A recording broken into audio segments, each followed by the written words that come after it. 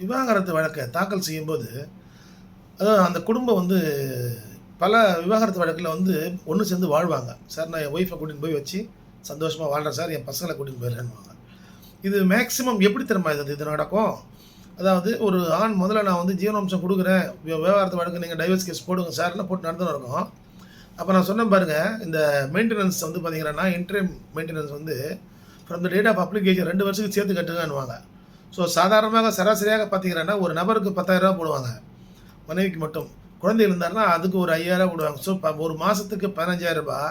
So reverse from the date of application ரிவர்ஸ்ல எப்படின்னா 2 வருஷத்துக்கு முன்னாடி இருந்து நீங்க குடுக்கணும்னா, அவருக்கு அரியரே பார்த்தீங்கன்னா, கிட்டத்தட்ட ஒரு 5, 6 லட்சம் வந்துரும். ஸோ இந்த அரியர அவரால குடுக்க முடியாது. பணம் பிரட்டுவதற்கு அவர் மிகவும் சிரமப்படுவார், கஷ்டப்படுவார். ரைட்டு. அப்ப அவர் மனசுல என்ன ஓடும்? அதுக்குள்ள ஒய்ஃப் என்ன பண்ணுவாங்க? ஈபிக்கு போயிடுவாங்க. ஸோ ஈபிக்கு போயிடுவாங்க. ஈபில போனோனே அவருக்கு அட்டாச்மெண்ட் அது இதுன்னு போனோனே அவர் யோசிப்பாரு.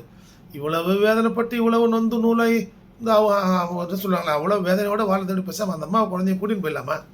இன்னும் நெறைய ஆண்கள் வந்து மனம் திருந்தி, மனைவியும் குழந்தைகளையும் கூட்டிச் சென்று வைத்து மகிழ்ச்சியாக வாழ்கின்றார்கள். அதாவது இதைப் போலலாம் வந்து விவாகரத்து வழக்குக்கு நீதிமன்றத்துக்கு வந்துவிட்டு, அங்கே வந்து ஜீவனாம்சத்தை கட்ட முடியாமல் இருக்கின்ற பல்வேறு ஆண்கள், இதன் காரணமாக மனம் திருந்தி மனைவி குழந்தையோடு மகிழ்ச்சியாக வாழுகிறார்கள்.